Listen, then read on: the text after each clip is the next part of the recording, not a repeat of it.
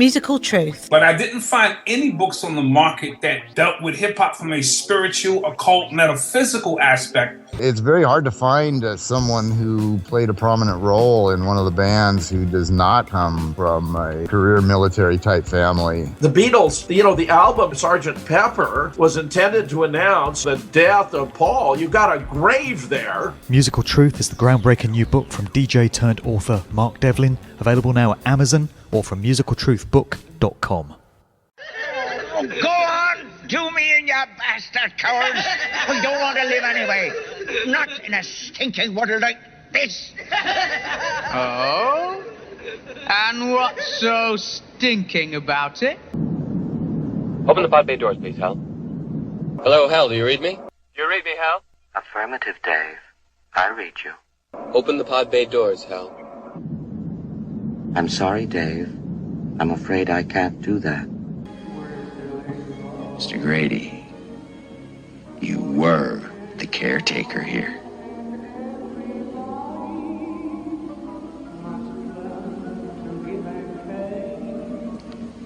I'm sorry to differ with you, sir.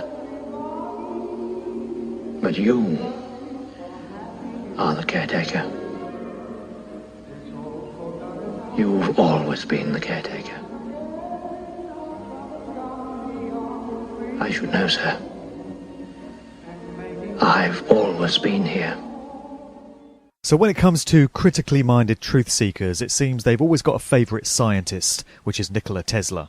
And their favourite US president is always John F. Kennedy. And their favourite filmmaker always tends to be Stanley Kubrick.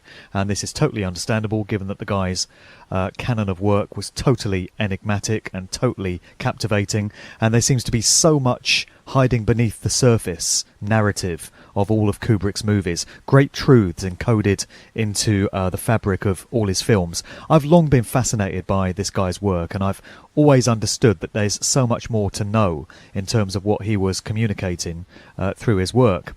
And so I've wanted for some time to do a volume looking into the work of Stanley Kubrick. It was merely a case of finding the correct guest to talk to, and I think I've found him. We're on the line today to author and researcher Carl James. Hey, Carl. Hi, how you doing? Thanks very much for having me on the show. Good, man. Good to have you along. And I saw you online a few months ago on a panel on Richard D. Hall's Rich Planet TV show. That's how I came across you. And I think you were talking Kubrick-related stuff there.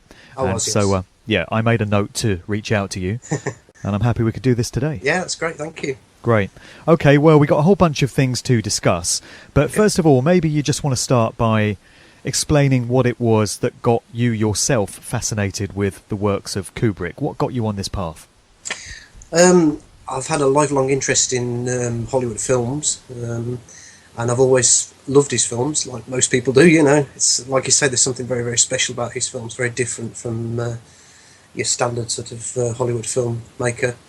And I got the impression that there was something. When you watch those films, you always get the feeling that there's something going on under the surface. Your experience is something a bit different. And I don't think I really ever got it when I was younger, but certainly in the last sort of 10 or 15 years when I've been doing a lot, sort of, particularly after 9/11 really, but started doing a lot of alternative research and that. And still having an interest at that point then in Hollywood films and directors and writers and that, and seeing sort of the paths that these people crossed with people in the establishment, elite figures, people who work for certain parts of the global agenda and stuff like that. Right. And you're thinking, well, they can't be sort of mutually exclusive. There has to be some sort of influence from one to the other sort of thing. So right. I think it sort of added up really with Kubrick, because it just sort of, you could see that what you see in alternative research, what people like you and I sort of see going on in the world, you can certainly see it, not necessarily outright, but certainly in the point of allegory and metaphor, that sort of thing. Sure. It's there in the films, Yeah, and his films seem to be drenched in all that stuff. Absolutely, yeah. I mean, how much do we know about Kubrick himself in terms of where he came from, his social background, maybe his genealogy, his ancestry? I think it's on public record that he was Jewish, or is said to have been Jewish. Yeah. But there's also evidence to suggest that he himself sort of moved on the edges of elite society, if not entirely within it. So how much do we know about his background, where he came from? Well, I have looked into his sort of ancestry, and like you say, it's public record, so you can find out a fair bit about his genealogy. There doesn't seem to be anything particularly outstanding. It's, like you say, it's a Jewish family, sizably originated in Austria, I think. Mostly small traders and business people, that sort of thing. But what I found particularly interesting about him is that when his parents moved to America in the early 20th century, he was in this sort of quite a large sort of Jewish environment in New York. But the family generally brought the children up as a sort of non-religious environment. And I do wonder whether that says something about his attitude towards certainly what the Jews allegedly went through during the Second World War. There's a good book actually called The Wolf at the Door, Stanley Kubrick, History and the Holocaust by Geoffrey Cox. And that documents quite a bit about his genealogy and sort of that upbringing. But like I say, yeah, he had some very, very strange attitudes towards the Nazi era of the Second World War. He collected a lot of Nazi memorabilia. He considered making several films set during the sort of Nazi World War II period. His third and final wife, Christiane, was the niece of Veit Harlan, who was the famous writer and director of Nazi propaganda for Joseph Goebbels. And it's claimed that there are allusions and subtexts relating to his interest in that period in his film. I'm not sure how convincing some of the cited examples are, such as The Shining. Some people say it's a discourse on the Holocaust, that sort of thing, but I would say that there was probably stronger themes coming through in that film. Right. But certainly there are a few oddities if you look at his films. I mean, I can give you one good example that I know off the top of my head. In 2001: A Space Odyssey, there's a scene early in the film where the ape man throws the bone. I'm assuming you're familiar with the film, yeah? But, absolutely. I've seen it about 20 times. Yeah. One of my all-time favourites. Yeah, it's an amazing film. It really is. Yeah. It really is. Yeah. But you've got this scene where the ape man throws the bone into the air, and you have this transition over across sort of millions of years, and several 100,000 years at least. Sure. And you see this orbiting satellite, which originally, according to Arthur C. Clarke, when they were writing, he and Kubrick were writing the screenplay, there were going to be hundreds of these orbiting nuclear weapons platforms around the Earth. And for whatever reason, they decided to change that. And they showed just the one, which is sort of the transition between the bone and that. But what's interesting is that on the satellite is a post-World War II German flag, which begs the question, really, of why, of all the nations that Kubrick could have represented on an orbital satellite, whether it was the American flag or Russian flag, British flag, or whatever, So that's interesting. And also the fact that on the design work on the satellite, there's some sort of, similar to Masonic Knights of Malta, Knights Templar motif, which, of course, were used as the Prussian-German Iron Cross design as well. So so you see that theme coming through. And I do wonder what that, there's a lot of speculation about why that is, but he certainly took an interest in that. So. Well, very interesting, yeah. And he certainly seems to have suggested an inside knowledge of how elite groups operate. And there's a few clues in some of the characters in his movies, some of the central characters. And I've noted Tom Cruise's Doctor in Eyes Wide Shut is kind of trying to get in these elite circles, but he's being kept outside of it. And then you've got Jack Nicholson in The Shining. And as you said, that movie is just full of allegory and there's so many interpretations you can put on it. But just on the surface narrative, the caretaker of the Overlook Hotel is trying to kind of impress his bosses and, get in the club, so to speak. Yeah. And then you've got Ryan O'Neill with his pretensions towards aristocracy in Barry Lyndon. And I'm wondering if these are kind of semi-autobiographical characters which represent Kubrick kind of wanting to be more a part of these inner elite circles but still being on the outside of it. What do you think about that? Yeah, I do think so. Yeah, definitely. I think it is reflective of his life, and I think it's reflective of the acquaintances he had. I mean, hopefully I can get through them quite briefly here, actually, to show you just a few examples. But sure. There are a number of people that, and I can talk about just sort of establishment types first of all. Certainly during 2001: A Space Odyssey, he consulted and befriended people like Jeremy Bernstein, who worked at Los Alamos and Brookhaven Laboratories. He worked on the Project Orion, which was investigating nuclear propulsion for space travel. Freeman Dyson, who worked for British military intelligence. He was a fellow of the Royal Society as well. Frederick Durand, who was part of the CIA-convened UFO debunking Robertson panel. There was Irving John Good, who was a codebreaker at the notorious Bletchley Park, worked for GCHQ as well. He was an IBM consultant and allegedly originated the transhumanist term, the technological singularity, as well. So, interesting. Marvin Lee Minsky as well was co-founder of MIT's Artificial Intelligence Labs. B.F. Skinner as well is an interesting one, who worked on behavioural conditioning. Famously once wrote that children be reared by the state to be trained from birth to demonstrate only desirable characteristics and behaviour. Connections with the Tavistock Institute, and apparently headed up a department, a university department that was used by the CIA under MK Ultra as well. Margaret Mead was another person he was close with, a cultural anthropologist, another stalwart of the Tavistock Institute. She was one of the founding members of the World Federation of Mental Health. The president was John Rawlings Rees, who was Tavistock Institute, British Psychological Warfare Bureau as well. And her husband, Gregory Bateson, was part of the MK Ultra project. Wasn't he the founder of the OSS as well? He was as well, yes, that's right, he was part of that, yeah. And of course, Bertrand Russell as well was another close friend of his, who was a proponent of Tavistock methodology, the teaching of the Frankfurt School and retrogressive psychology, that sort of thing. So, well, dubious company kept. And then, of course, there's Arthur C. Clarke as well, high-level NASA and JPL figure. Once the head of the Commonwealth of Nations Atomic Energy Agency, which was one of his associates was Mark Oliphant, who worked on the Trinity team on the Manhattan Project as well. So he was responsible for bringing NASA, IBM and Bell Labs, those sorts of people, onto 2001. I mean, I will talk a bit more about Clarke a bit later, but sure. Yeah. And he was courted, like we say, going into sort of the more sort of elite circles. He was courted for to be involved with the 1965 White House Festival of the Arts. There was a secret presidential memo, discussing how he was one of the most influential filmmakers, and they were desperate to get him involved. Apparently, it did seem as though he wasn't, but what's interesting about that memo is that it was classified for a number of years alongside documentation showing NASA's involvement with 2001's production as well. It's been around for a while now, but it was classified for a number of years. And I'm just trying to think of... certainly Carol Quigley, who wrote about the Anglo-American establishment.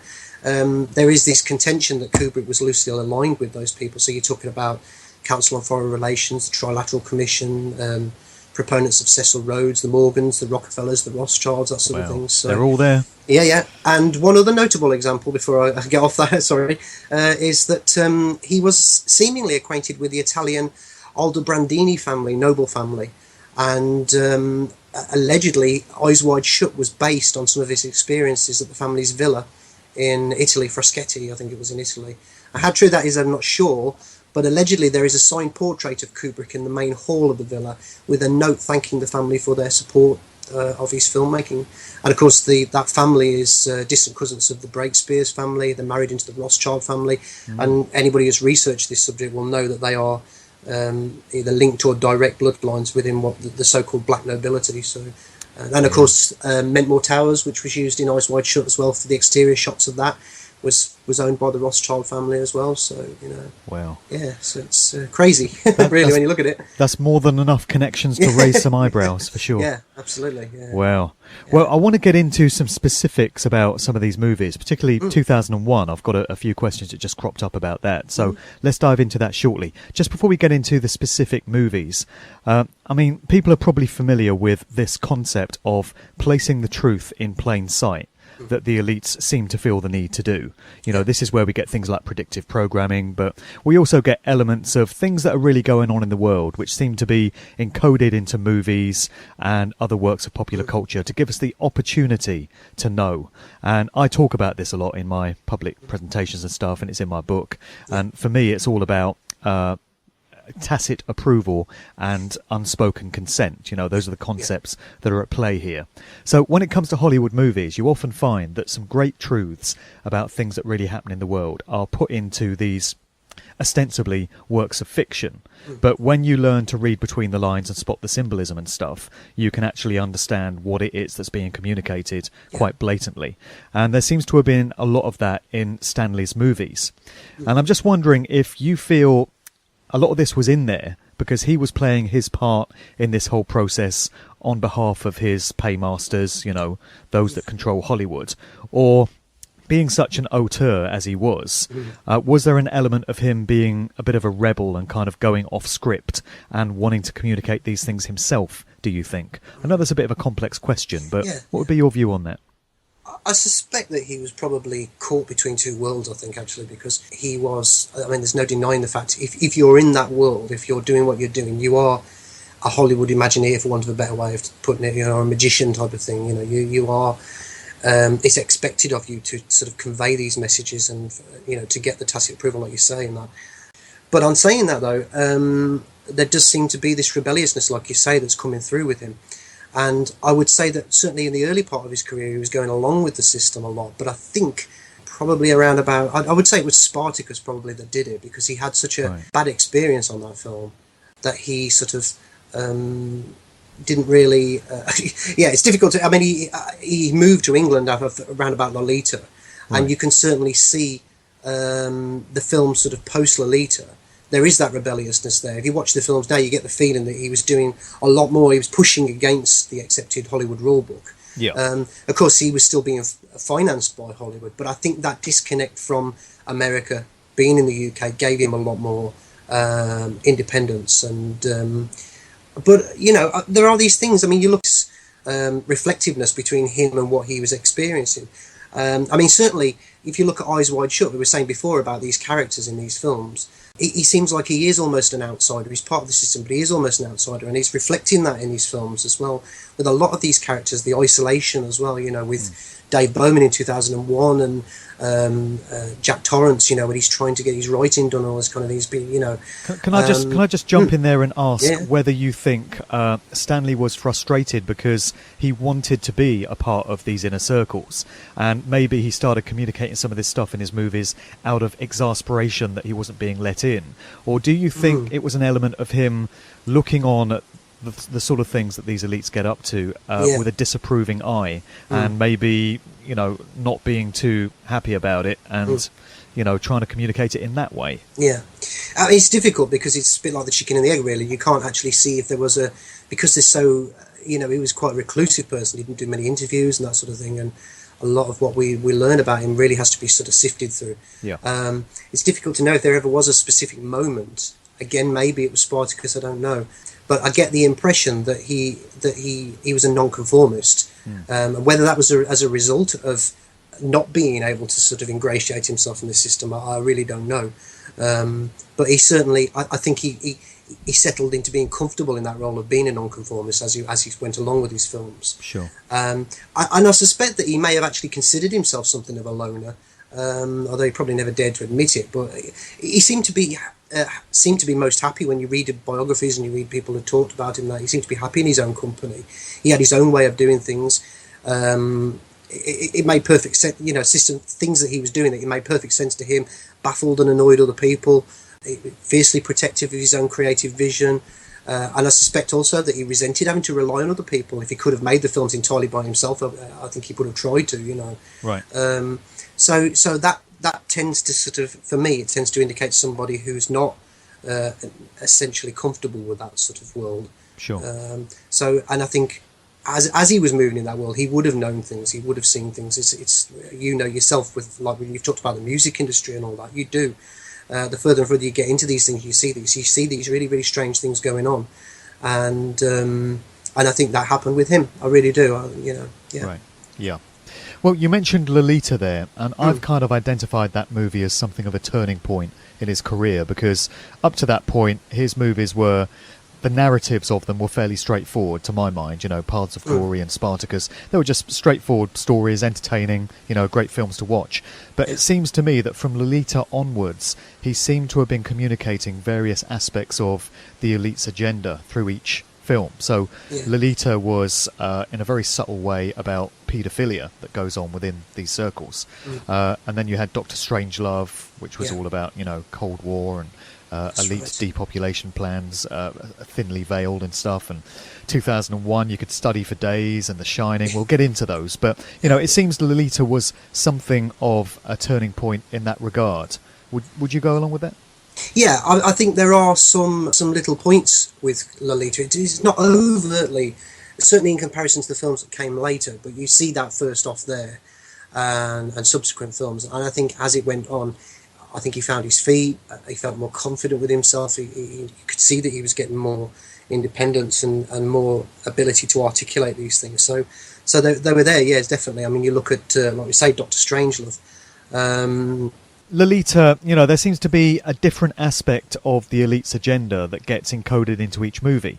And with Lolita, it seems to be communicating, in a very subtle, veiled way, paedophilia within the ranks. I think that's definitely there. I mean, it's there are some differences between the novel version, Nabokov's book. Main thing being the expansion of Peter Sellers' character, Quilty. And I think by doing that, Kubrick was able to add another subtext which wasn't there really as such in the original book, which is alluding to the existence of this paedophile network that was effectively trafficking in underage sex. But I mean, that's I think the mistake people make sometimes is by categorizing Kubrick's films in a certain way. This is the one about mind control. This is the one about paedophilia. This, that kind of thing. Because there's a huge overlap. I mean, if you look at A Clockwork Orange, for example, when Alex's character is, I think it's the deltoid, is it the social for the. Comes to he grabs his nuts, basically when he's sat on the edge of the bedroom, and in the book and the film, Alex is only 15 years old, and in the novel version of Burgess's novel of A Clockwork Orange, Alex coaxes two 10-year-old girls to his bedroom for sex. In that version, obviously they appear older in the film, but then you have in The Shining as well, it's confirmed in the narrative that Jack Torrance has been physically abusive towards his son Danny, but there is this subtle undercurrent that there's more going on. Sexual abuse. Yeah, absolutely. And there's a scene where he's sitting in the foyer waiting in the lobby waiting for the hotel manager, and he's reading a copy of Playgirl. Yeah. And on the front cover of it is this article entitled "Incest: Why Parents Sleep with Their Children." I mean, it's and Eyes Wide Shut. Again, of course, you've got the owner of the costume hire shop who's prostituting his own pimping out underage his daughter. Yeah, that's right. And there's a very peculiar scene at the very end of the film as well, which has been interpreted different ways by people, but I think it speaks for itself. Really, is Bill and Alice Harford's young daughter Helena appears to be led off by two strange men. And both these characters appear fleetingly earlier in the film at Ziegler's party. So there's a suggestion of a sinister connection there. But freezing the film and actually looking at it, you can see that Alice turns to look at her and looks back at Bill again, and they just continue their conversation, and it's almost as if it's not happening, So there is that there. And of course, AI as well is another example. I mean, it was Kubrick's planned film, even though Spielberg took it over, but after his death. But Kubrick's original intention was to explore this notion of why adults would want to purchase artificial children that never aged, But so you do have these overlaps, and of course, I mean, I don't know if you want me to get into it here or not, but there are the accusations that were made about Arthur C. Clarke as well. Well, let's touch on that, because you hear things about him. He went out to live in Sri Lanka, and you hear all sorts of stories about what he got up to out there. I mean, what have we got on him?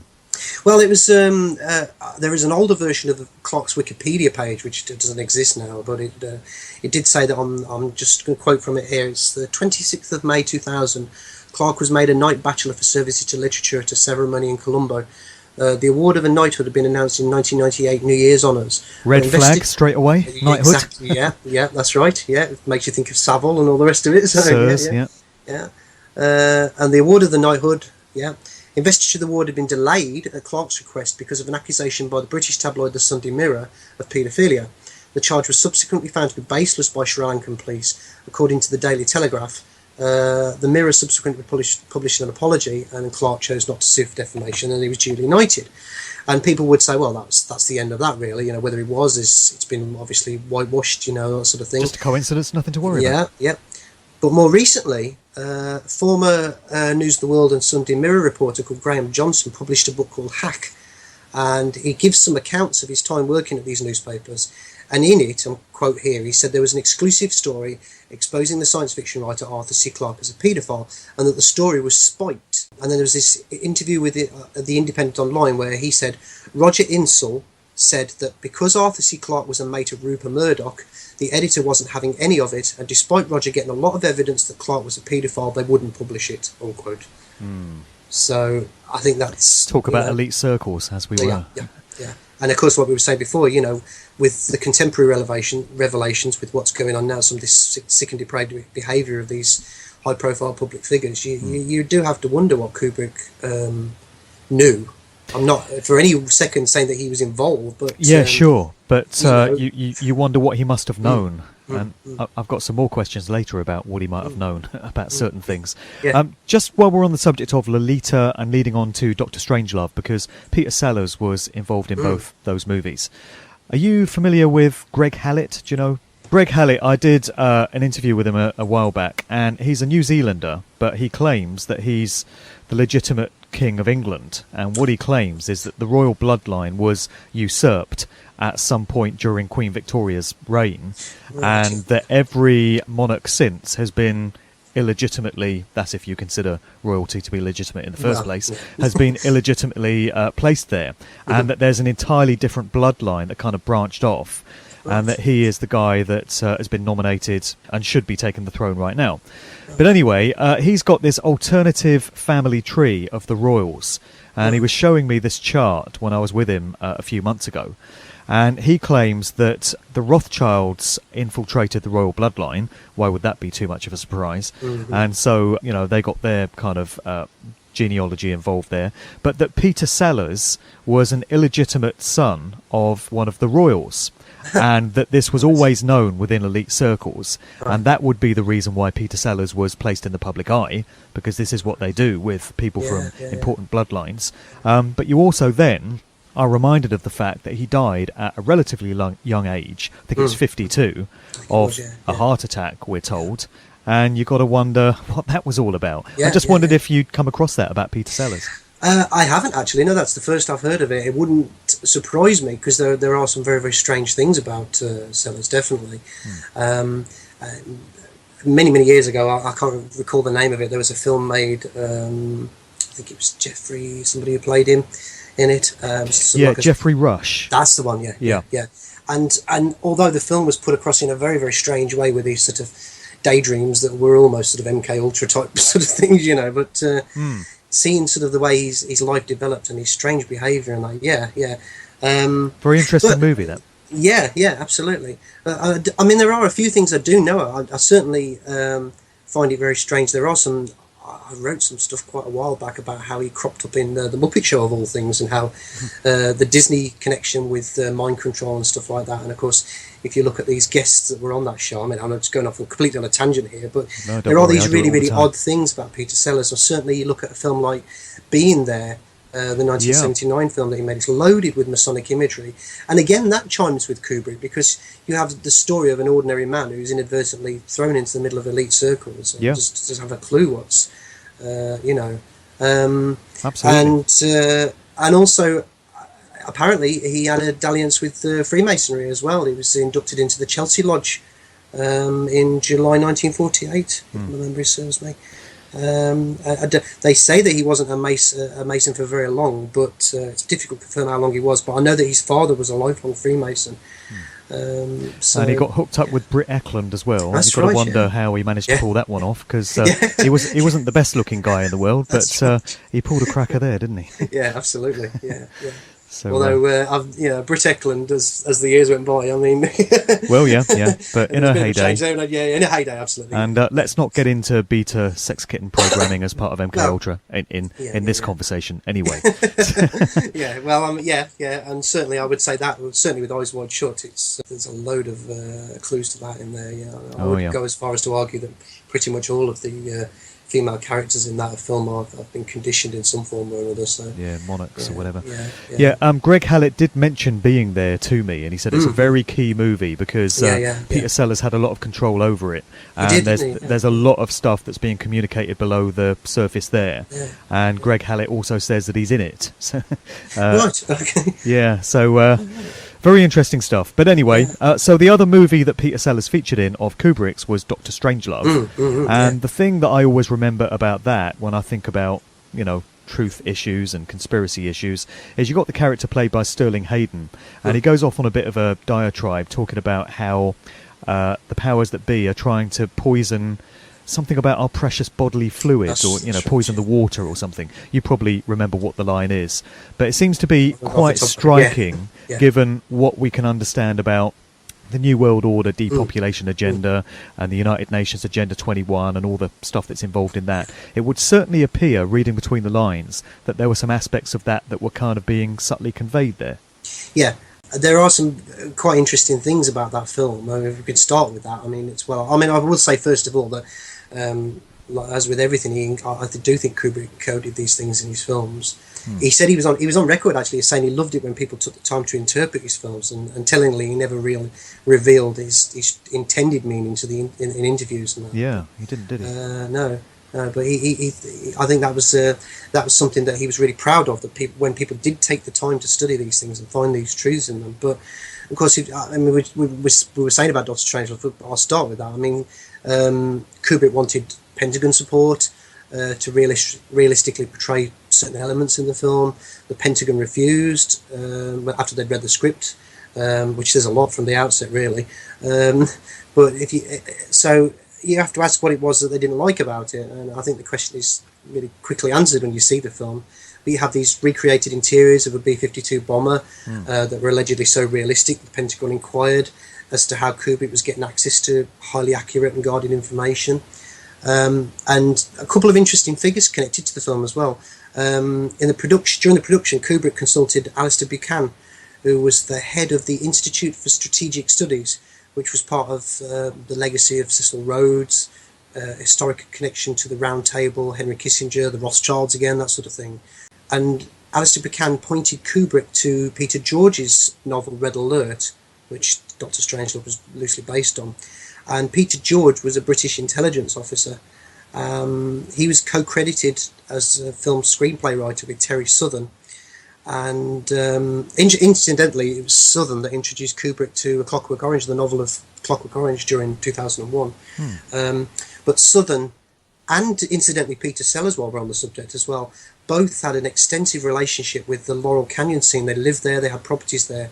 And when that, I always think, whenever you hear those two words, Laurel Canyon, your bells start going off, because you start wondering about military and CIA connections. Yeah. And that's a real pet subject of mine right now. That's it. I mean, if anyone's not familiar, I mean, obviously the research that you've done, but also Dave McGowan, who, bless him, is not with us anymore. Absolutely, but a fantastic researcher, and the book Weird Scenes Inside the Canyon. People should check that out if they haven't already. Absolutely. And just one more thing as well. I was saying about Sterling Hayden. He had an extensive career in the OSS as well. So, well, there you go. Who'd have thought it? Yeah. Connections everywhere. And I've got to ask you, the character played by Peter Sellers, the German doctor, strikes me as looking very like Henry Kissinger. Right. And I wonder if you think that was supposed to be a parody of Kissinger. Wouldn't surprise me. Interestingly, the closest I've got to finding out who the character was based on was allegedly an amalgamation of Edward Teller, the father of the hydrogen bomb, and two other interesting characters here now as well. L. Ron Hubbard and Jack Parsons, who was the rocket pioneer who founded JPL and was a very deep occultist as well.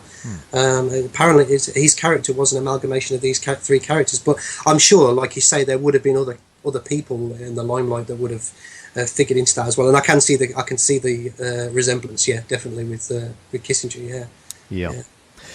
Let me just chuck in a couple of questions about 2001, which have kind of occurred to me while we've been chatting. I find it very interesting that in the original screenplay by Arthur C. Clarke, the planet that the Discovery spacecraft was headed for was Saturn. It was, yes. And it was replaced in the movie by Jupiter. Now, Saturn is a name that makes a lot of people's ears prick up when they've done research into sort of truth/conspiracy/ occult issues. And it's quite telling that it featured in that original story, but for some reason was substituted for Jupiter. And we get this very weak kind of explanation for it, I think, which is on the official record, which was that when they were making all the models for the movie, they couldn't accurately recreate the rings of Saturn. Any thoughts on why that might have been? I suspect it's pretty obvious, really. It was, if you look at sort of the whole sort of the idea of the prima materia and alchemy, and that there's certainly the black stones, the black monoliths, and all that kind of thing. It's very much a part of that sort of Saturn worship theme. Right. And Clarke himself actually said that he'd looked at the analogy of the Kaaba stone in which is another example of that, the black stone of the Muslims, which is reputed to be a meteorite of some sort. And Clarke had said that he originally envisioned this sort of weird sort of tetrahedron meteorite crystal type thing with a black stone in the middle of it, something like that. So it went through various changes to become the monolith. But I think that whole everything about it smacks of Saturn worship, and I think they would have.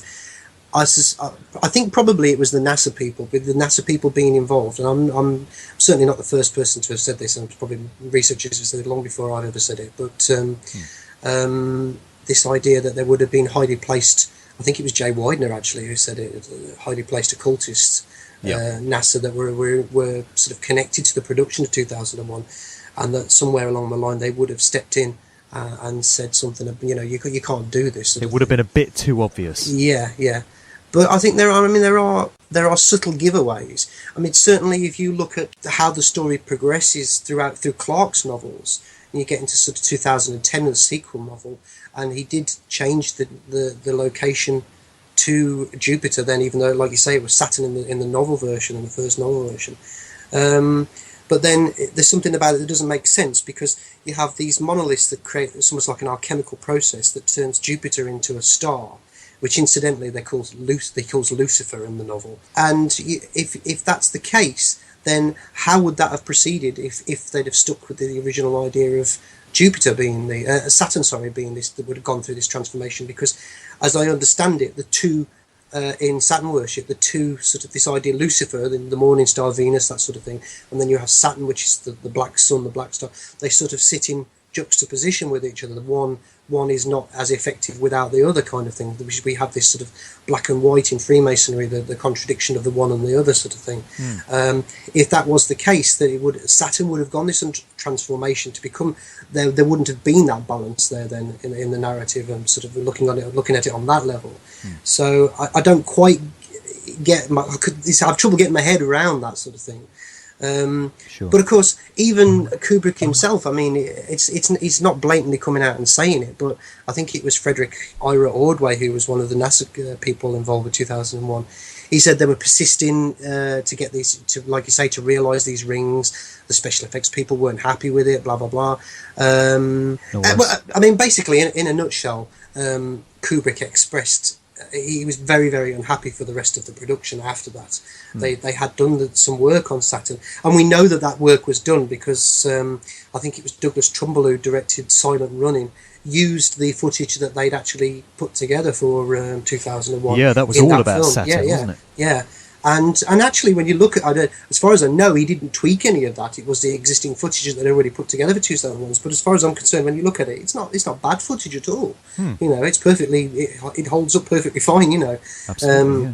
But Kubrick was not happy. Yeah, and I'm struggling to find them, but I have quotes where he was. I think it was Ira Ordway that said, he was moping around the set basically for the rest of the production and kept badgering them and saying, look, we can do this. But they so was it Kubrick? Was it a collective amongst the production that scuppered the Saturn? Did Kubrick intend to stay with it? So you have to wonder about that as well. So many questions, man. And one which I've got, which I've not heard any other researcher raise, and I've never heard anyone sort of speculate on this, but I've always wondered why it was that 2001 was chosen to be the year in the future in which this story was set, when the story was written in the 1960s. And of course, did anything interesting happen in 2001? I can't remember. Oh yeah, September 11th. So you've got to wonder whether 35 years before or whatever it was, there was some kind of inside knowledge of what was going to come in 2001. And that's the reason it was selected as this year for, this momentous event that was being communicated. This is all in line with the concept of placing the truth in plain sight, predictive programming and all that. But, I would have thought that if they were going to pick a year in the future, they might have picked 2000, the start of a new millennium. But for some reason, it was 2001. And I've never really heard anyone speculate on whether that could be some kind of allusion to 9/11. It's interesting you to say that, because I've actually fairly recently done some research on that, because somebody alerted me to, again, it was Jay Widener, that had been talking about this. And he was basically saying that, I'm just trying to find some quotes from him, but he said Kubrick knew something that was going to happen in 2001. He'd heard that something huge was going to happen. One of the buildings, the World Trade Center, I think it's number 4, was exactly the shape of the monolith. So, I mean, I'm not sure where Jay Widener's got this information from, or whether he's just... Well, actually, when you think about it, the black monoliths look very similar to the towers, That's right, it is, yeah. But, I mean, some interesting bits and pieces I can put together for you here is that, like you say, it had several names. The film didn't get named 2001 until April 1965, I think it was, when it was called 2001. And the designs for the World Trade Center were unveiled in January 1964, so it's around about the same time there. But what's interesting is you've got literally a month apart from the naming of the film, the New York Port Authority start acquiring property ready for the construction of the World Trade Center. That's right. Just a few weeks before, literally just a couple of weeks before the name changed to 2001. I think it was Planetfall or something like that. It went into a number of names: Journey Beyond the Stars, Universe Tour of the Stars. I think was another name for it before. So it's like production of the movie and production of the World Trade Center towers ran concurrently. Yeah. And I'm just trying to look at some of my other dates here. But what's interesting as well is the dates in the film, because it is very difficult to nail down exactly what happens when in the narrative of the film. There is a jump in it that says 18 months later in 2001, an on-screen sort of card sort of thing. But I came across this chap who's done a hell of a lot of research, and he's looked into some of the production notes as well that were written by Kubrick, and he's put together a timeline of events basically for 2001. This is what I'd found out, that basically the Dr. Floyd's mission to the lunar monolith earlier in the film takes place in April 2001, and that is essentially where the cover-up story of the monolith begins, as did, in that year 2001, as did the cover-up story of 9/11 in 2001, obviously after the events. And you have the Discovery mission itself, which is shrouded in secrecy. There's a cover-up of that as well. Is announced in August 2001, and a couple of other, August the 5th actually, a couple of other little in synchronicities here, that the cornerstone for the Statue of Liberty was laid on August the 5th as well as that same day. So the crew for the Discovery craft in the film were revealed on October the 22nd, 2001, which was the date of the invasion of Afghanistan in 2001 as well. So you've got another synchronicity there. What's really weird is that the narrative then jumps forward, and we have the hibernation crew placed on board the Discovery on September the 10th. But this is actually 2002 in the chronology. But it's still an interesting date there, September the 10th. Sure is. And Dave Bowman and Frank Poole allegedly board the craft on September the 12th. So the crew are placed on board either side of September the 11th. Very interesting. 2000 and there's one other little thing as well, and people joke about this one, but it's interesting that early in the film, Dr. Hayward Floyd's talking to his daughter, who's incidentally played by Vivian Kubrick in the film, on like a video screen, and based on the timeline, that would have been 2001 then. And he says to his daughter, "What would you like for your birthday?" And then she says, "A Bush baby." And what's one of the main things other than 9/11 that we remember about 2001? President Bush. Wow. Isn't sync maybe incredible? It's nothing, but it's it's there. So. Amazing. And you got the HAL computer, HAL, and of course a lot of people have pointed out that if you move it one letter back, you get IBM. And was that a communication of the early days of computing and a knowledge of what was to come with IBM? I think that's even on the public record that it was a representation of that. Yeah. And also, I mean, there's a tie in there as well with NASA, because you've got the origins of NASA being with the paperclip scientists, and there's a lot of tie in there with IBM as well. So it's interesting that these particular companies and organisations were working hand in hand to produce 2001, like IBM. And Bell Labs was another one as well, which I think there was some connection between them and the Nazis in World War II. I'd have to double check that one, but yeah, I think there is there. So, and there's a point where Bowman is dismantling the Hell computer, and it kind of goes a bit haywire, and it mentions that it's an HAL 9000 computer, and it was constructed, and it gives the date of its construction. And I don't know if you can remember it, but wasn't it 1992? Was it? Yeah, that's right. Yeah. So I wonder if there's any. I think it was significance actually to that spoken date. in the dialogue on 2010, the sequel film. I think it was actually part of the dialogue of the film that was clarified properly. I'd have to watch it again to remember what it was exactly. But okay. That's right. So it seems a good point to jump into Jay Widener's theory that Stanley Kubrick was hired to fake the Apollo moon landings on behalf of NASA, and that 2001, the production of it, was kind of a practice run for the film sets that would be used in the fake Apollo moon landings. And I did actually interview Jay Widener about it a couple of years ago. People want to go back and recap on that whole volume. It's quite a well-known theory now, and in the documentary film Room 237, where you've got 4 people's interpretation of what The Shining is all about, Jay Widener's is kind of the standout theory, which is that Stanley encoded elements of what he'd done in terms of faking the Apollo landings into The Shining, so that those that could interpret the symbology and read between the lines would understand all about it. So it was his way of confessing, but obviously he was unable to overtly confess because he wouldn't have lasted too long afterwards. So he kind of encoded it in. And I wonder whether you buy into that. What do you make of it? I've done quite a few sort of interviews on this and written a huge amount of material on it, but I'd like to say to start with, if it's okay with you, just from the outset, that I am actually sometimes misquoted as being one of these people that believes that Kubrick was involved and that he was responsible for faking it. I don't actually take that position. I don't think that there's currently any evidence to prove absolutely conclusively, that he was involved. I say that with a couple of provisos. So firstly, it wouldn't surprise me in the least bit if he was. I will say that. And secondly, he certainly had the means to realistically pull it off. I mean, if you look at Jay Widener's hypothesis with the notion of projection, creating realistic-looking lunar landscapes, backgrounds, and that, it was within the realm of possibility. But it's not conclusive, that isn't. It's infinitely plausible, but it's not sort of.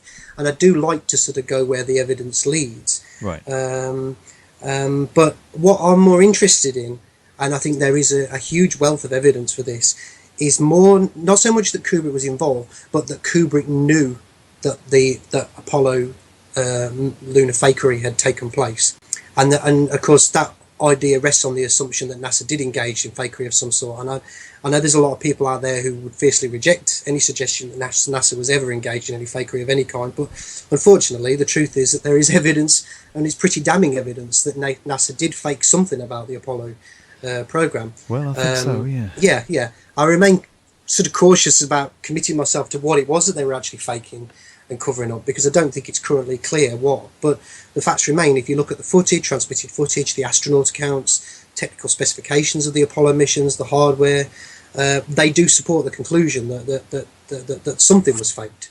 And I think that's where Kubrick comes into it, because I think he knew. I'm not ruling out the possibility that he may have been involved, but I think that's more conclusive evidence that he knew that this fakery had gone on. I'm very open to the possibility that he was involved, but I think the evidence is stronger that he knew as opposed to being involved. So, I mean, I can go through some examples of that evidence if you want me to.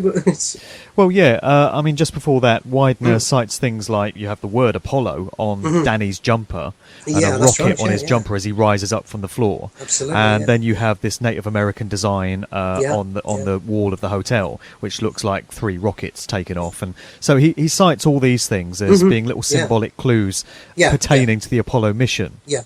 Well, I think those would be part of the body of evidence that shows that Kubrick knew about it. Right. And the hotel manager, the Barry Nelson guy, looking a bit like JFK. And yeah, like you say, we've got Jack Nicholson interviewed by the manager. Looks like JFK. He's wearing red, white, and blue, and he's wearing this hairpiece that makes him look a bit more like JFK. There's an eagle statuette sitting on the office window, and some people believe that alludes to like the eagle has landed and the eagle craft. There's several eagles in the film actually. Jack Torrance has got one on his T-shirt, which incidentally is reversed in mirrors, so there's like a sort of a cult touch to that as well. The film was produced by Hawk Films, one of Kubrick's outfits, and Peregrine Film Production as well, it was called. So got two birds of prey there as well. Plus the typewriter, the Adler typewriter, which is the German word for eagle.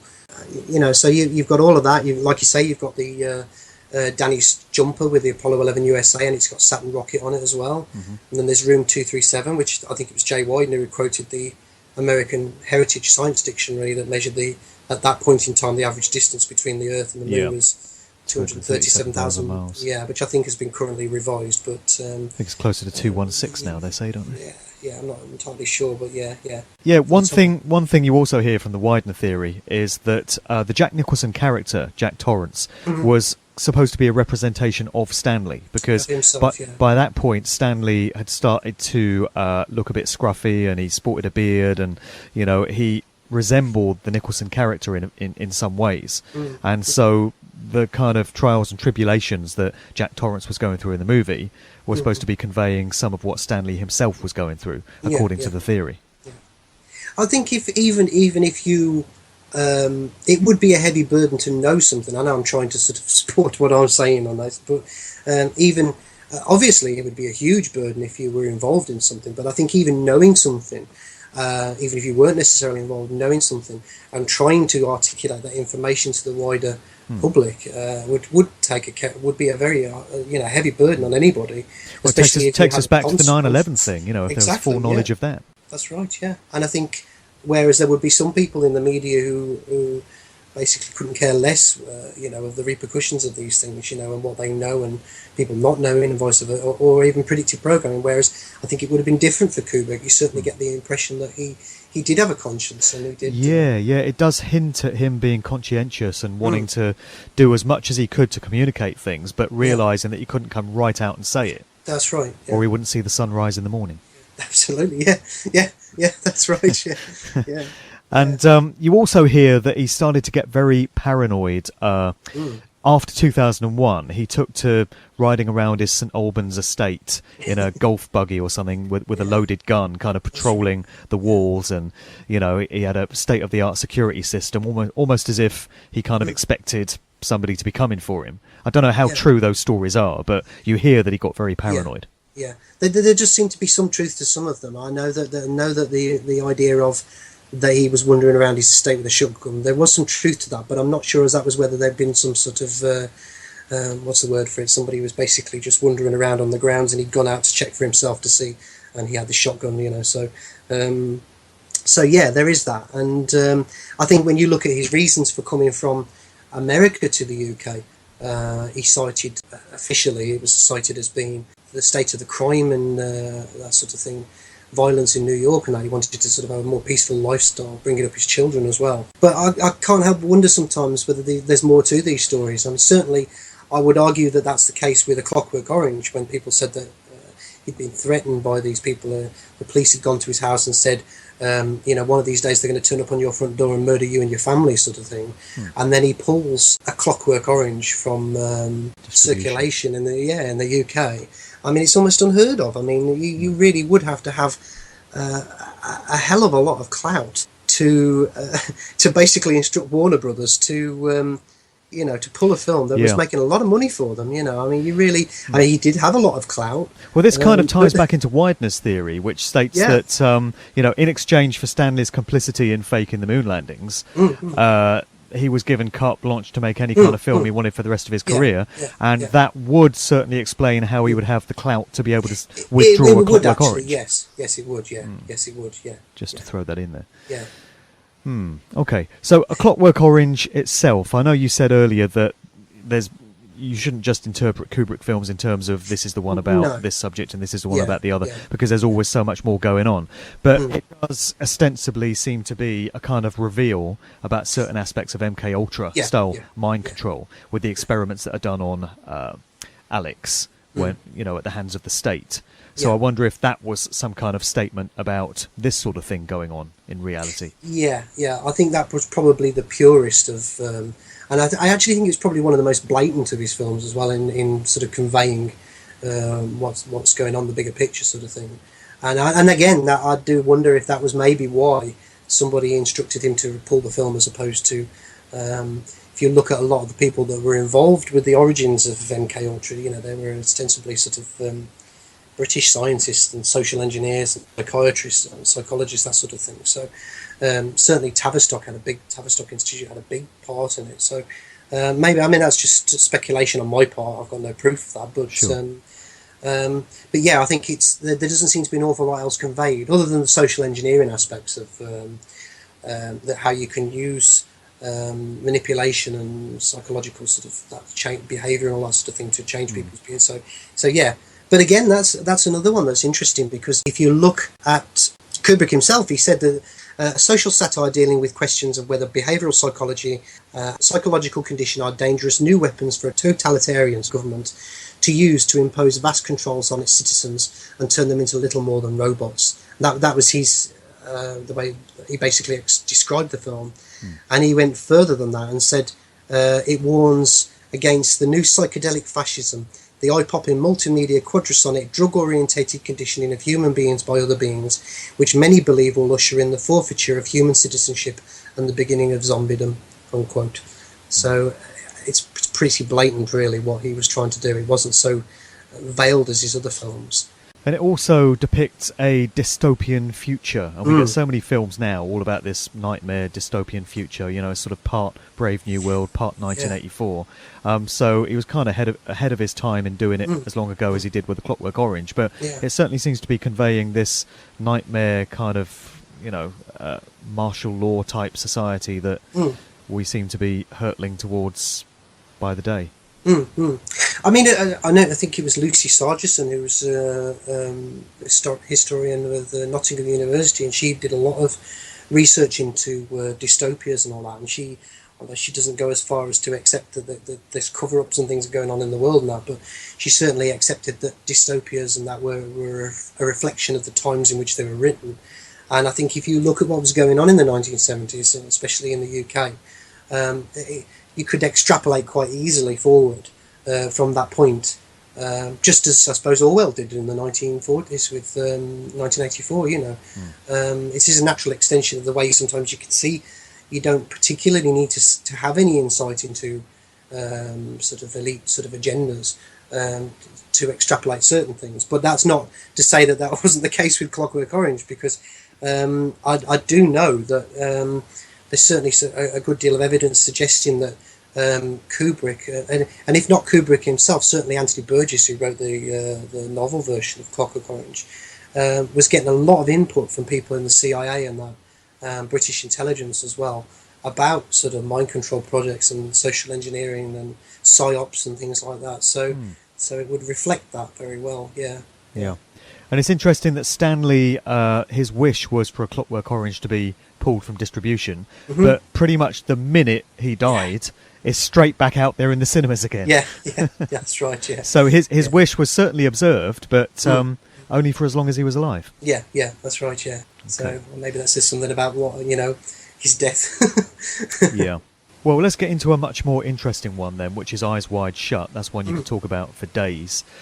Many people think this represented Kubrick just going too far in terms of what he was revealing about elite secrets, and particularly the ritual orgy scenes that we had, filmed in a Rothschild mansion, I believe. That's right, yeah. Just remind me which house that was. It was Mentmore Towers. I think it's down south somewhere. I can't remember. I know it's not that far away from Milton Keynes, but right, because I live just along the road from Waddesdon Manor, which is another country pile of the Rothschilds. Yeah. But so we had this orgy scene going on, and many people that study what these elite types get up to will tell you that was a fairly accurate depiction of one of their rituals. It was deeply satanic and steeped in Saturn imagery as well, of course. And many people will tell you that as a result of putting this stuff out and just taking it a step too far, Stanley was taken out in March 1999 by way of a convenient heart attack, which because he'd presumably broken some oath of secrecy. He did die fairly suddenly around the time of that movie appearing. So what are your thoughts on all of that? I think it's I tend to be quite pragmatic about these things. Certainly, people do die of natural heart attacks, and they can die very suddenly, and we have to accept that. But I think it's a mistake to assume that people aren't bumped off for going against the system. We know for a fact that happens. I mean, one very simplistic example is the CIA whistleblower. I'm trying to think of her name now. Mary Embry, that's it. Revealed during the 1970s that the CIA had got this gun that fired an untraceable dart that could trigger natural-looking heart attacks, and when they did the autopsy afterwards, it would just look like a perfectly normal natural heart attack. Right. And they stated as well that I think this was, they stated that they'd actually bumped people off in that manner. So I'm not saying that that's specifically what happened. It's like James Bond stuff. Isn't it? Yeah. It's very real stuff. But it's completely plausible that he died of a natural heart attack, but his death was very surprising, it was very untimely, and if you look at what Eyes Wide Shut is about, and you look at all the things that happened afterwards as well, it wouldn't surprise me if he was bumped off at all because of it. So yeah. And if you think about it, really, I mean, like you say, you've got a Kubrick film. He's basically telling the viewer that the elite types are having these secretive gatherings, they're practicing all kinds of ritualistic and sexual shenanigans and whatnot. That when their cover is potentially blown, they have no qualms about murdering or intimidating other people to keep their little secrets. Add to this the fact, like we said before, you've got these characters in it that appear to be under some sort of conditioning, programming and that, and you've got symbolic allusions to that throughout the film. And even just watching the film, even if you're not aware of these things, I know of people who have sat down and watched Eyes Wide Shut without any of sort of this insight, and they just can't get their head around the film. They know there's something unsettling about it, but it's like they don't seem to get it. But the one thing that they will admit is that there's something about it that unnerved them. And I think that says a lot. I'd probably go as far as to say it's probably one of the most revelatory films ever made, actually. But I think it probably is, yeah. And there's said to be 20-odd minutes of footage that were trimmed from the final version by the studio, which seemingly nobody has ever seen. Although I did hear a story a year or so ago that a part of one of these deleted scenes resurfaced somewhere, even though it's not been released. So it leads you to wonder what could have been included in those 20-odd minutes that nobody's ever seen. I know of two definitely confirmed ones that are a scene where, and they sound sort of innocent really, but out of context you don't know. There are some stills of them floating around on the internet of the Harford family on a rowing boat on an afternoon outing on a lake. There's also another one of Alice and the daughter Helena going horse riding. So we know those scenes were cut. Now we know that they were filmed and they were cut. They sound innocent enough. They do, but you never know. But more sort of suspect is one that has been confirmed now. It's been confirmed since about 2013. Is at 1 hour 19 minutes and 27 seconds into the film, there is a cut where Dr. Bill Harford finds himself separated from the masked woman. I'm just reading from this article. He walks down a hallway, distantly following a couple. He turns to see an empty room with a pentagram-like circle in the centre. The reaction in his eyes can be seen in the close-up. Acting as if he did not see the ceremony room, he continues to walk down the hallway, which can be seen at 1 hour, 19 minutes and 30 seconds. So there is something there. I remember seeing that article. Yeah. And there's all these other little things as well. I was reading this article by Eric Kirsten, who was saying that to some in the know, there's quite a lot cut from the ceremonial scene, i.e. child sacrifice, which would bear out all the stuffy preparations for this descent into sort of posh spice health in the film, that's unquote, that's what she says. And there's also some other claims as well that Kubrick attempted to insert subliminal triggers intended to break mind control programming of certain people in the audience. That may have cost him his life. I don't know how true that is. I haven't come across anything to back it up, but it's interesting, isn't it? Nevertheless. Yeah. Sure is. So yeah. But then you have some real other oddities as well. Like you've got, I think the final cut of the film, which was his cut, was like 7 days before he died. I think the 2nd of March, he and Nicole Kidman, Tom Cruise, and the Warner chairman, Bob Daly and Terry Semel viewed it. And then on the 4th, I think it was viewed by his close family and friends. And then, of course, 3 days later, they found dead of a massive heart attack. And then you get the film coming out in... which is interesting, actually, the date. Kubrick, which, this may support the idea that Kubrick was involved with NASA fakery, that he stated in the contract for the film that it would be released, and it was, in the United States on July the 16th, 1999, which is exactly 30 years to the day that the Apollo 11 Saturn V rocket was launched. Yeah. So, you know, but anyway, I mean, you have, the film was released and you have Bob Daly and Terry Semel at the world premiere of Eyes Wide Shut announced their simultaneous retirement from Warner Brothers as the co-heads of Warner Brothers. And they also simultaneously announced that they were donating $100,000 to the Film Foundation. So is that just a case of coincidental timing, or is there something else going on there? I mean, it's very suspect. Very suspect. Some other very good questions. We kind of skipped over The Shining. We touched on it, but the thing about The Shining is a lot of people have commented on how Stanley's film version differed so much from Stephen King's novel. And we hear that Stephen King himself was very pissed off with the way the film turned out, because he felt it didn't make sense of the story and it was, you know, incomprehensible. So this certainly supports the idea that a lot of that movie consisted of symbolism and, you know, hidden things that Stanley wanted to convey. And it was more important to him to get certain scenes in to achieve that.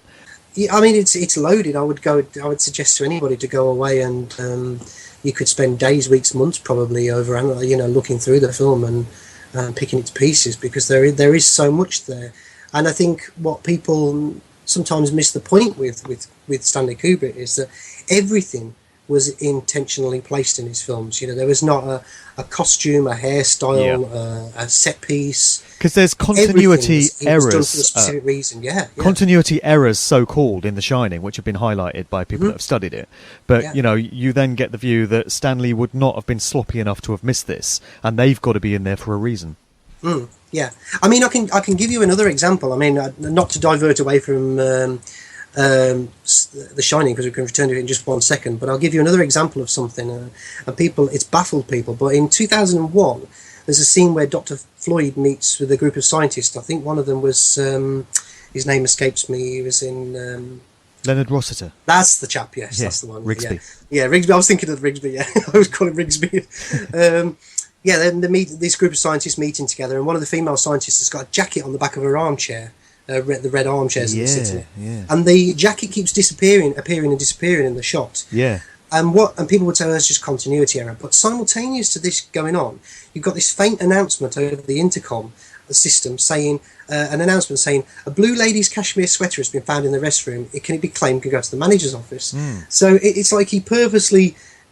So he didn't miss it. He wasn't being sloppy. No, exactly. Yeah, he took the time to put this, this announcement in there as well. You know, so it's, and I think that's the case with, you know, there are some real oddities in The Shining. I mean, you look at, there's a scene where Wendy and Danny are watching the television in the one area, and there doesn't appear to be any mains lead power in the television. It's just sat there in the middle of the floor, and there's there's a picture on it. They're watching something on the screen. But it doesn't. You can look and look and look, and you won't find any mains for power cord. And there's loads and little things like that, and people do say, people who worked on it as well, that there was an intentional maze, like the Overlook maze, I suppose, which is interesting, where you have that shot of Jack Torrance looking down upon, and Kubrick himself in publicity shots for the film, he's making it that same shot, looking down with the camera into the maze. It's almost like you're going to get lost in this, but if you've got the clues, you can navigate the maze, sort of thing, you know. I think everything's in there for a reason. Absolutely. It's just a case of working out what that reason is. Yeah. And I think we'll speculate about it for a long time to come. Hopefully, we'll there might come a point where we can start to make a bit more sense of it. Yeah. Well, I mean, here we are talking about all of this. 17 years after Kubrick's death, and people will be talking about it for many more years, and people are noticing things now that were missed all those decades ago. I mean, the Jay Widener theory, for instance, I think only came out after Stanley's death. So you've got to wonder whether Kubrick deliberately encoded all these great truths and all this symbolism into his films, knowing that many of them would only be properly interpreted after he was gone. Yeah. I mean, I would certainly... There is one thing I would like to add to the notion. I mean, this is not to take anything away from Jay Widener, because he's done a huge amount of detailed research on the subject. But people overlook the fact that the first person to actually make the connection between, for example, the Apollo fakery and the connection to suggest the possibility of there being a connection between Kubrick and that, was actually Bill Kaysing. in 1970, barely a year after the Apollo 11. Right. And Casing worked for Rocketdyne, which was a division of North American Aviation.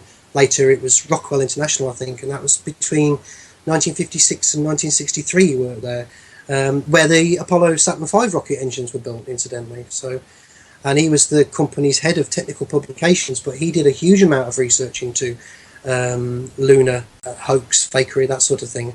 And he'd started doing interviews from 1970 onwards. He'd written articles about it in newsletters and things like that. So, and he'd suggested it right from the get-go, and I think it was 75, I think, when he wrote his book, which the name escapes me. I think it was We Never Went to the Moon, but no, it was We Never Went to the Moon, America's $30 billion swindle. And it was first published in 1976, and I actually cost me a fair bit of money, actually, but I actually got a first edition print of it because I'd been getting PDF versions of it on the internet because I wanted to sort of check the date of when this idea was first articulated. And I thought these sometimes these PDFs have been hacked to bits and changed around and all that. So I dished up the money eventually and got the original 76 first edition, and there it is in black and white. So so that suggestion was there right from the beginning. I mean, again, like I say, that's not to take anything away from what Jay Widener's done, because he's done some amazing research on it. Sure. But that's interesting because that predates The Shining, obviously. So absolutely. It puts a bit of a spin on it. So it all just leaves you wondering how many more secrets there might be to discover that nobody's uncovered yet in Stanley's films. Maybe there's still things that nobody's yet interpreted, and I think for however many people are looking at it, and for however many times they watch it, I still find things new myself now. I've watched them so many times, but I tend to watch them more now for research purposes but you can't help but sort of slip away into the narrative a little bit sometimes when you're watching them, I mean, that's always as it can be a mark of one of two things. That could be a mark of something very, very bad or something very, very good. It's getting lost in the narrative like that. But I think with Kubrick, it's definitely a positive thing. And a lot of people have said that. I mean, it's like you said before, there's a huge interest now, and I think it says something about the fact that there is an active and organised attempt to really muddle up the whole Stanley Kubrick stuff, especially the moon stuff. Even now, we had that fake interview with the impersonator late last year, and we've had that did a lot of damage to credible researchers. Absolutely, absolutely. And of course, there was the film Moonwalkers as well with Rupert Grint and Ron Perlman as I don't know if you're aware of that one. I don't think so. No. Yeah. It's I think it came out in 2015. It got a general release this year, but basically Ron Perlman plays a CIA agent in it. They're going ahead with the moon missions, but there's a concern that something may go wrong, so they need to have some fake footage in place just in case it does go wrong. So they send Ron Perlman off to find Stanley Kubrick in the UK. But when he gets there, there's a bit of a cock-up, and he meets this a manager for a band played by Rupert Grint. And one of his mates has got this long, straggly black beard and bushy eyebrows and that, and passes him off as Stanley Kubrick, basically. And this CIA chap gives him all this money, and they just go out on the razzle, chuck it all at the wall, the money and everything. And then, of course, at some point along the line, they do actually have to make this fake footage, and they do. But it's actually quite a good film, but it's certainly. But you've got to wonder why these things come out. Is it to throw genuine researchers off the scent, or to discredit anything they might say in the minds of the general public? Right. And certainly there's. Sorry, go. Yeah, that interview with supposedly Stanley Kubrick, he looked more like friggin' Harold Shipman, the bloody mass-murdering doctor, to me. Yeah, absolutely. Yeah, I think anybody who was suckered by that within 5 minutes of watching it, I think they need to go away and learn their Kubrick a bit more, because I think it was pretty giveaway straight off the bat. So. And you got this fake story about Ringo Starr floating around as well, where he's supposed to be admitting to the Paul McCartney replacement. Now, people will be aware that I've done a lot of research into the idea that Paul McCartney was replaced, and I can absolutely go with it. So then you've got to wonder why they bother making fake news stories like this one, which is quite blatantly, provably a hoax, if there's no foundation to the story at all. That's right, yeah. And interestingly, it kind of ties into Kubrick's life himself, because there was a chap who apparently wasn't a very, very good impersonator, but Alan Conway, I think his name was, who tried to pass himself off as Kubrick and went round these nightclubs in London and was trying to get sort of free drinks and free deals out of people and stuff like that. And Kubrick got wind of it, and I think there's a film version of it now where John Malkovich plays the character of Alan Conway in it. I'm sure there's a film version of it. Right. But Kubrick apparently was fascinated by this idea of a doppelganger. He was really interested in it, and allegedly Christian Kubrick said, what the hell are you playing at? This is frightening stuff. Why would you want to? But no, he was really quite fascinated by it. He was so, it's maybe you knew about Paul McCartney. Yeah, maybe, yeah. One of them, because I tend to think that there probably were several of. That's my own take on that one. I think there probably were several Paul McCartneys. But that's my personal opinion on that one. So. Yeah, well, one subject at a time, I think. Yeah. Yeah. All right then, Carl. Well, it's been a fascinating chat today. I was pretty sure it would be. Yeah, I've really enjoyed it. Thank you so much. Yeah, you've really brought some stuff to the table, and thank you for some of these revelations. So, is there anywhere online that people can find more of your work and find out more about stuff that you've put out there? Yeah, certainly they can, they can check out my blog, which is thetruthseekersguide.blogspot.co.uk, or .com will work as well. That's my main website where I publish my articles and that. I've also got a YouTube page with a number of presentations I've done, but you can link, they're linked up from the blog page as well. And also there's my book as well, Science Fiction in the Hidden Global Agenda, published by Lulu. You can get it from there, or you can actually get it through my blog as well. I pretty much sell that at cost. I don't make an awful lot of money on that, but I'm actually just finished, that was 2013 I published that version, but I've actually just finished a 2016 edition, which has added about another 400 pages to it, and I've actually, because there's so much of it, I've actually had to split it into 2 volumes, so take a look at that. So yeah. Okay, great. And can people reach out to you and correspond with you if they want to do that? I don't currently post my email address on my blog because I was having some spam problems, but if people want to, I monitor my comments on my blog, so if anybody wants to contact me, they can leave a message in the with their email contact details or whatever in the comments box, and then I will delete that. I won't publish it, I will delete that afterwards and then contact them personally. It seems to work. A number of people have got my contact details as well. Andrew Johnson, for example, is somebody who can get hold of me for, but until I get over the few little trolling problems that I've been having lately with my website. So. Okay, sure. All right, thanks for being a part of things today. Thank you. Yeah, I really appreciate it. Thank you so much. All right, great. This is just for fun. I'm picking up vibrations.